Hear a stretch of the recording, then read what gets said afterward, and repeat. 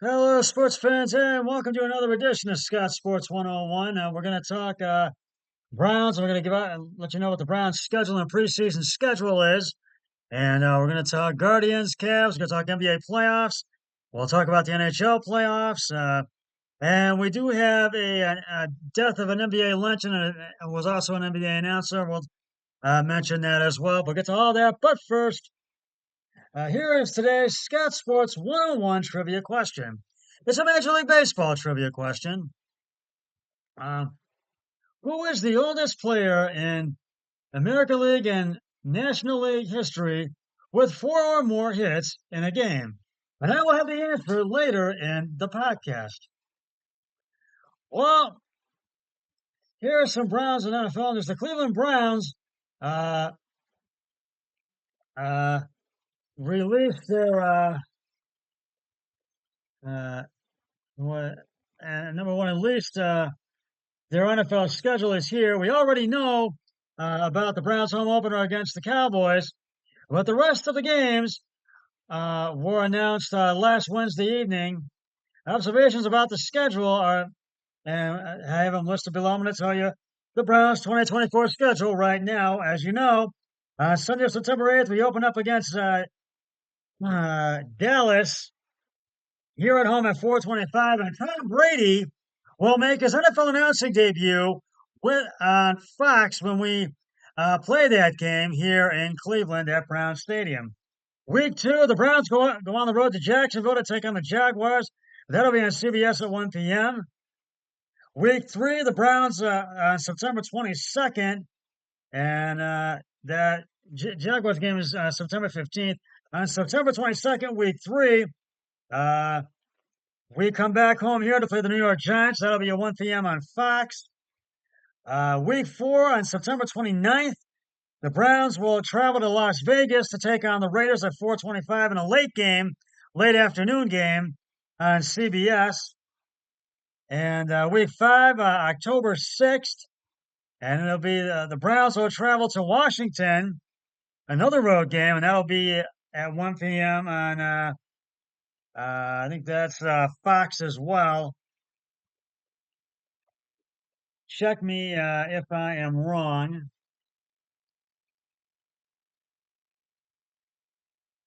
Week 10, the Browns will travel to Philadelphia to take on the Eagles. That'll be a 1 o'clock game on Fox. Week 7, the Browns are uh, back home to take on the Cincinnati Bengals at 1 p.m., and that'll be on CBS. Uh, Week 8, the Browns on October 27th, and the Bengals game is October 20th, and for the Philadelphia game, that's the 13th. Week 8 on the October 27th, the Browns will take on the Baltimore Ravens here at home at 1 p.m. on CBS. Week 9 on November 11th, Browns will head to LA to take on to SoFi Stadium in Inglewood to take on the Chargers at 1 p.m. on CBS. And now week 10 is when the Browns have their bye. And I think that's good that it comes later in the season because that's going to be to our benefit. And and I think that'll work because that'll give us a better chance to get back in the playoffs and not have an early exit. And I think Watson's going to be back. And if he can play 12 or 13 games, that would be impressive. And we'll get Chubb back later in the season. They're still restructuring his contract. After the bye week, week 11 on November 17th, the Browns will travel to New Orleans to take on the Saints. That'll be on 1 p.m. start on Fox. Week 12 on November 21st. That'll be the week before Thanksgiving. The Browns will have a primetime game here at home against the Steelers on Thursday Night Football. That'll be an 8:15 start. That'll be on Amazon Prime. Probably ABC Channel 5 will pick up that game. Week 13, December 2nd, Cleveland Browns will travel to Denver to take on the Broncos on ESPN's Monday Night Football at 8:15. Week 14 on December 8th, The Browns will take on the Pittsburgh Steelers in Pittsburgh. That'll be at 1 p.m. on CBS. And Week 15 on December 15th, the Browns will take on the Kansas City Chiefs here at home at 1 p.m. on CBS. Uh,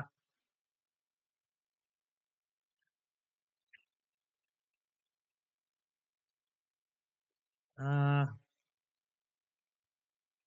and Week 16, the Browns will take on the Cincinnati Bengals in Cincinnati at 8:15 on Thursday Night Football. That's the other Thursday night game we have. We have two of them. And Week 17, the Browns will be here to take on Miami at 8:20 on NBC Sunday Night Football. Those are the four. We have two Thursday night games, a Monday night game, uh, and a Thursday and a Sunday night game. And Week 18, which is to be determined, the time to be determined, the Browns will take on the Baltimore Ravens in the final game of the day and time is to be determined, and but they will take on the Baltimore Ravens the final week of the season.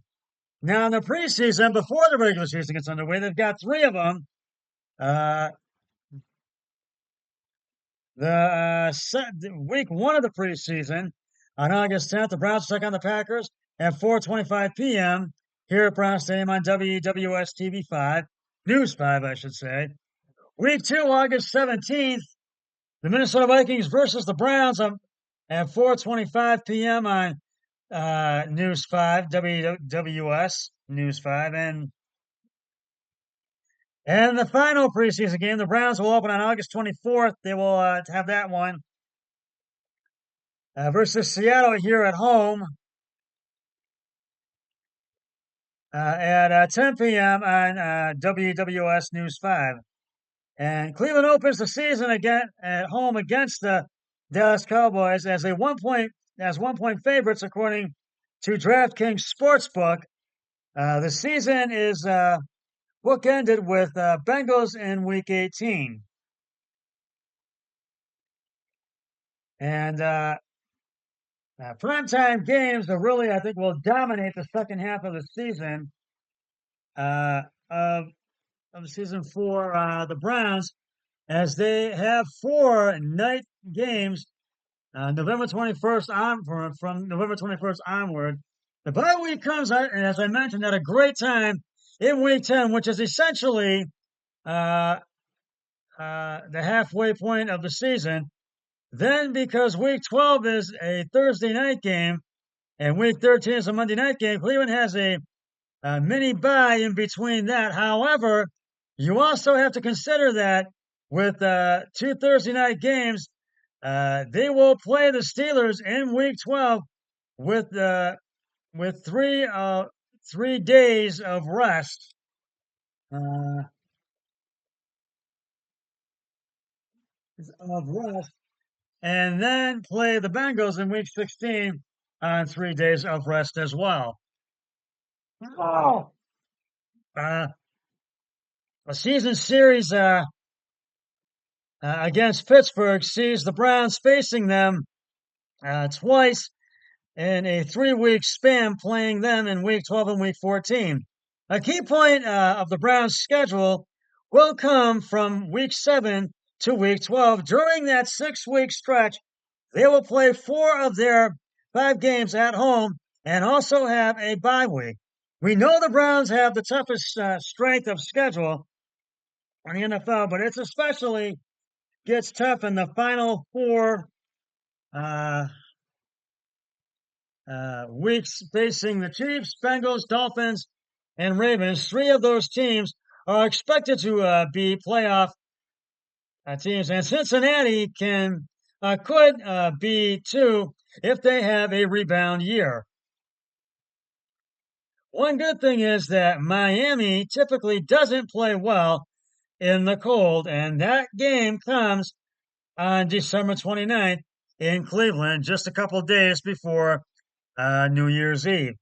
Now, the Cleveland Browns have made another roster move after waiving quarterback Jacob Sermon and signing kicker Lucas uh, uh, Havarisk, Havariska.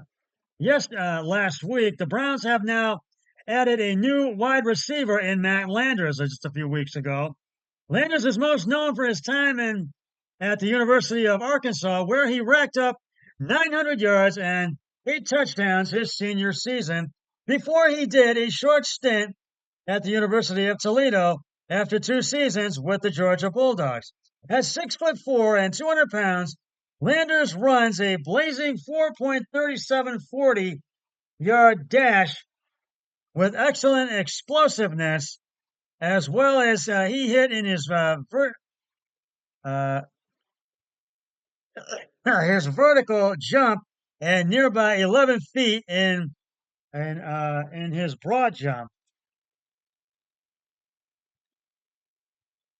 Since leaving college, Landers has uh, been on the practice squad of the Seattle Seahawks and the Carolina Panthers, and did stints in the UFL and with both the Arlington Renegades and the San Antonio uh, Brahmas. Brahmas, excuse me. I couldn't get the word. I'm sorry. Likely just a camp body. Landers will, however, uh, have a chance to fight his way onto the practice squad in Cleveland. Uh, and we'll get to the Guardians in just a moment, but right now it's time to reveal the answer to today's Scott Sports 101 trivia question. Who is the oldest player in AL and NL history with 4 or more hits in a game? If you said Pete Rose, you are correct. And he played with the Cincinnati Reds 5 for 5 on 8/11/1986 at 45 years old and 119 days. And so I'll have another trivia question from on my next podcast. So stay tuned for that. Well, the Guardians were off today after losing the series to the Colorado Rockies last night. Uh,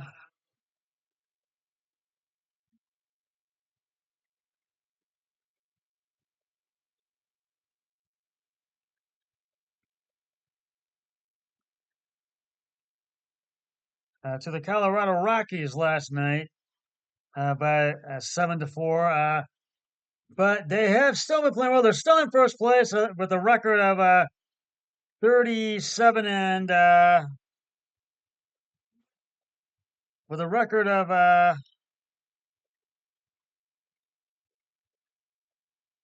37.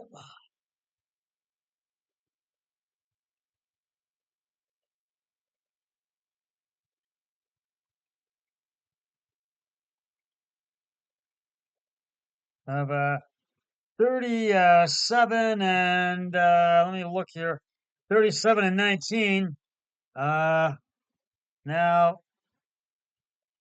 the next series they will be back in action tomorrow as they will take on the Washington Nationals at 7:10 on Bally Sports Ohio.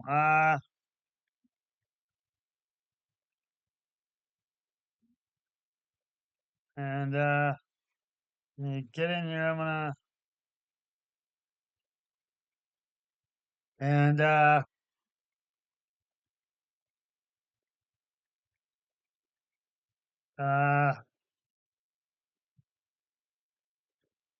and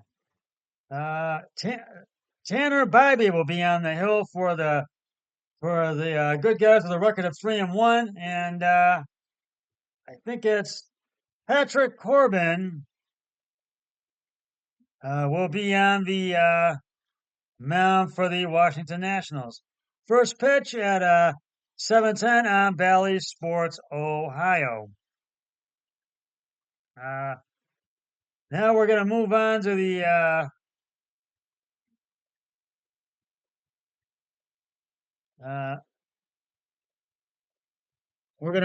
the Cavs right now. Uh,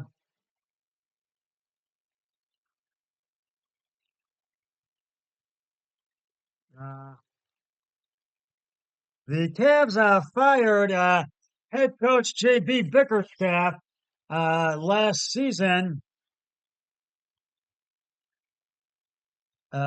week, actually, excuse me. Uh, Bickerstaff got the Cavs through the first round against Orlando before the Cavs were eliminated in the second round in 5 games by the Boston Celtics.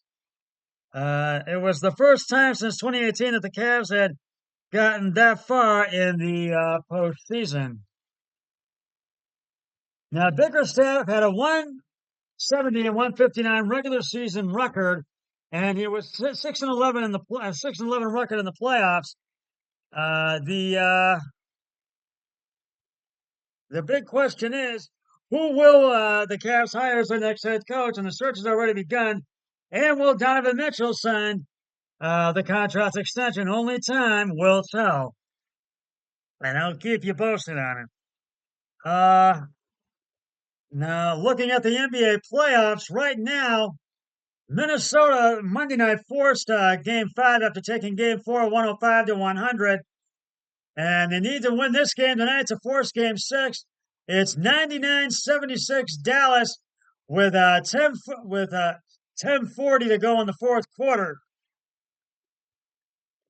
in game 5 of the Western Conference Finals. And Dallas has just dominated this game, but Minnesota has just struggled tonight, offensively and defensively in this game. And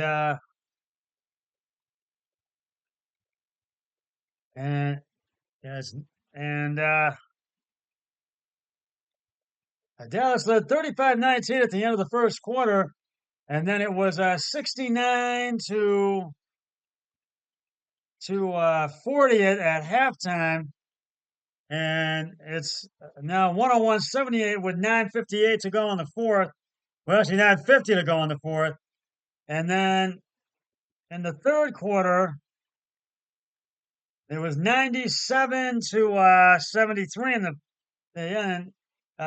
Minnesota just has been struggling tonight. And they need this game to force game 6 and need to take game 6 to force game 7, but it doesn't look like they're going to do just that. But stranger things have happened, but doesn't look like it's going to happen. And I'm going to keep following this. And right now, whoever wins, if Dallas just close it out, if Dallas Mavericks, if they close it out, they will take on the Boston Celtics in the NBA Finals.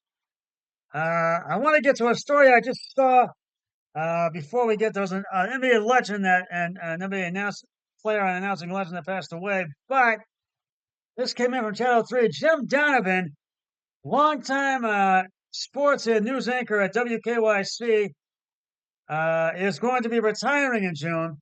Well, he is stepping away from the daily television network. Jimmy will continue to serve as the radio play-by-play announcer for the Cleveland Browns.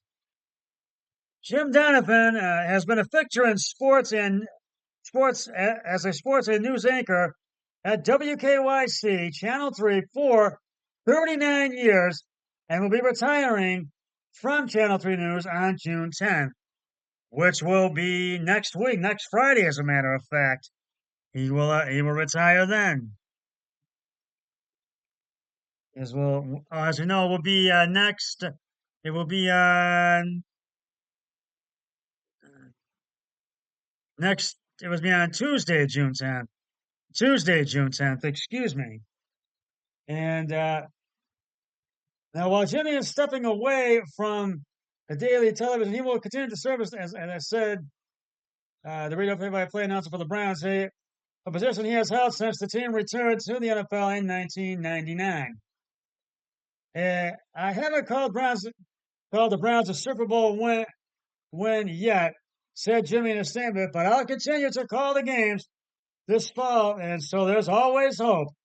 A graduate of Boston University, Jimmy first arrived at WKYC in 1985. In addition to his anchoring and reporting duties in Cleveland, Jimmy also had multiple national roles, including play-by-play for NBC Sports NFL coverage from 1987 to 1997, swimming and soccer play-by-play in the 1992 and 1996 Summer Olympics, and World Cup soccer in 1994. After WKYC acquired the local on-the-air television nights to the Cleveland Indians, Jimmy served as play-by-play announcer from 2006 to 2008, and then in 2012 he expanded duties at WKYC, becoming the anchor of Channel 3's Front Row at 7 newscast, while continuing his role as sports anchor. Jimmy has had one of the most illustrious careers of any local broadcaster in the country, stated WKYC president and general manager Mickey uh, uh, Bynes. It's hard to believe he's really stepping down, but we can all agree he's accomplished just about every milestone that a sports and news anchor would wish for. Jimmy has won many awards, numerous during his tenure at Channel 3 News, including multiple Emmys, the Cleveland Press Club All Ohio Best Sportscaster, the Cleveland Association of Broadcasters Hall of Fame, the Cleveland Press Club Journalism Hall of Fame, and the Cleveland Sports Awards Lifetime Achievement Award, among others. It's been an amazing run, and I am so thankful for the support of our viewers, uh, Browns fans, my colleagues, and all who have been a part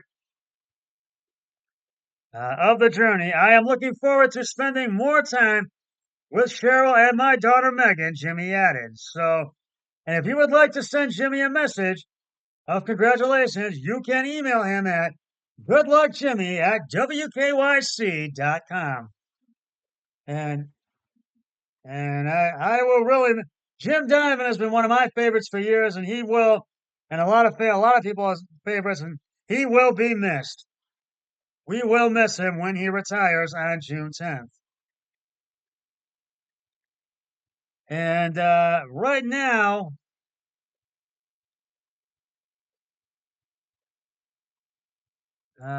we have a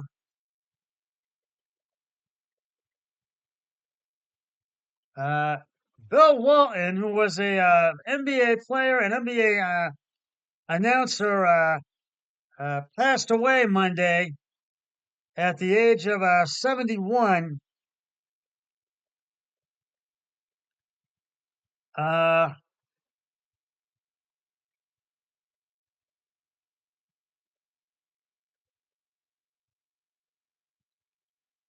it's, and he was an NBA legend, and yes, and basketball legend Bill Walton, who led the UCLA Bruins to two national titles before winning two championships during his NBA career, has died at the age of 71 on Monday after a prolonged battle with cancer. Walton died Monday while surrounded by his loved ones. His family in a statement said in a statement released by the NBA, Bill Walton was a truly one of a kind NBA commissioner. Adam Silver said in a statement, he was the NBA's MVP in the 1977-1978 season as a member of the league's 50th and 75th anniversary teams. That all followed a college career in which he was a two-time champion at UCLA and a three-time National Player of the Year under iconic coach John Wooden. What will I remember most about him? What I remember most about him was his zest for life. Uh, Silver said in his statement, he was a regular presence at league events and always upbeat, smiling ear to ear and looking to share his wisdom and warmth. I treasured our close friendship. Uh, invite uh, his his our friendship uh, and his looking to show. I treasure our close friendship. Invite his boundless energy and admired the time he took with every person he encountered. As I cherished a member of the NBA family for 50 years, Bill will deeply be missed by all those who came to know him and love him. Uh, the 6 foot 11 Walton, who was enshrined in the Naismith Memorial Basketball Hall of Fame in 1993, was larger than life on the court, off the court, and during his broadcasting career. His NBA career was disrupted by chronic foot injuries and lasted only 468 games with the Portland Trailblazers, LA, and formerly San Diego Clippers and Boston Celtics. He averaged a double-double in those games, 113 points and 10.5 rebounds, though neither of those numbers is near record-setting. His impact on the game was massive.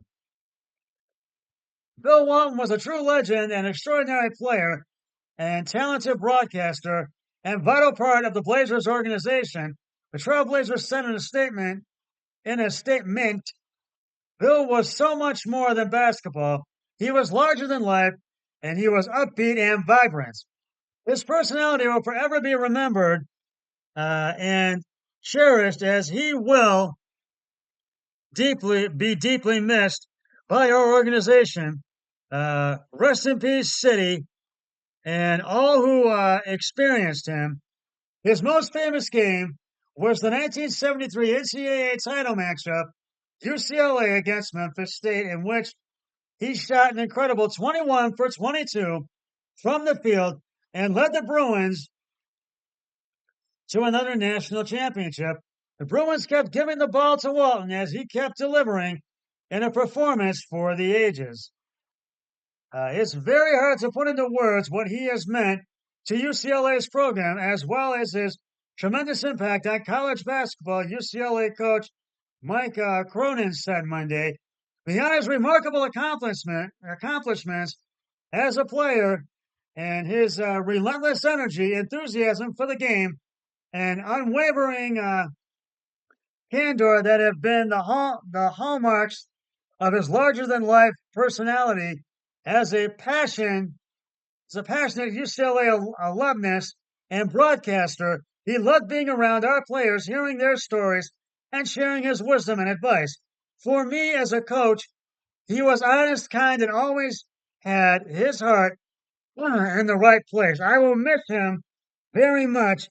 It's hard to imagine a season in Pauley Pavilion without him. Walton became a character member of the UCLA Athletics Hall of Fame in 1984, and his number 32 was joined by the number 33 of former UCLA great Kareem Abdul-Jabbar, and he was definitely a great, known as in college as Lou Alcindor, as the first men's basketball jersey numbers to be retired by the Bruins in 1990. And my very close fellow Bruin friend and NBA rival Bill Walton and died today. Abdul-Jabbar posted an X to X, and the world feels so much heavier now on the court. Bill was a fierce player, but off the court, he wasn't happy unless he did everything he could to make everyone around him happy. He was the best of us. Walton retired from the NBA and turned to broadcasting, something he never thought he could be good at, and an avenue he sometimes wasn't sure would be possible for him, but he had a pronounced stutter at times in his life. Turns out he was excellent at that too. Walton was an Emmy winner. As a Hall of Fame player, he redefined the center position, Silver said. Bill then translated his infectious enthusiasm and love for the game to broadcasting, where he delivered insightful and colorful commentary, which entertained generations of basketball fans. Walton originally joined ESPN and ABC in 2002 as a lead analyst for NBA games before shifting to college basketball in 2012. He also worked for CBS and NBC and was named one of the top 50 sports broadcasters of all time by the American Sportscasters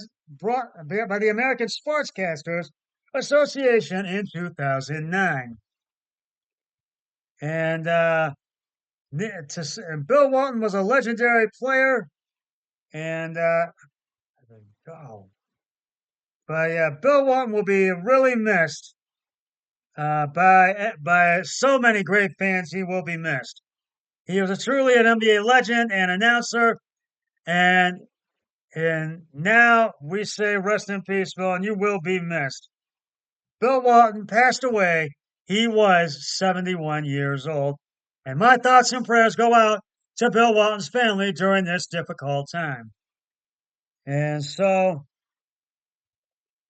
uh, getting back to the NBA playoffs right now, I want to check in with it before I sign off. And there is 4:34 left to go in the fourth quarter, and Dallas just has continued to dominate this game, 113-92. So I don't know about the Timberwolves pulling off a comeback. So it looks like the Mavericks are going to take it, and they will, I think, be playing Boston in the NBA Finals. They will be, yes, they will. But we'll see if the Timberwolves can make a comeback, but highly unlikely. Uh, well, that's just about going to wrap it up for this edition of Scott Sports 101. I will be back uh,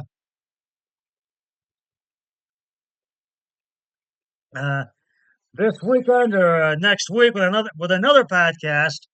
But until then, always remember, be a team player each and every day in every way possible. So long, everybody. 3, 2, 1. I'm done.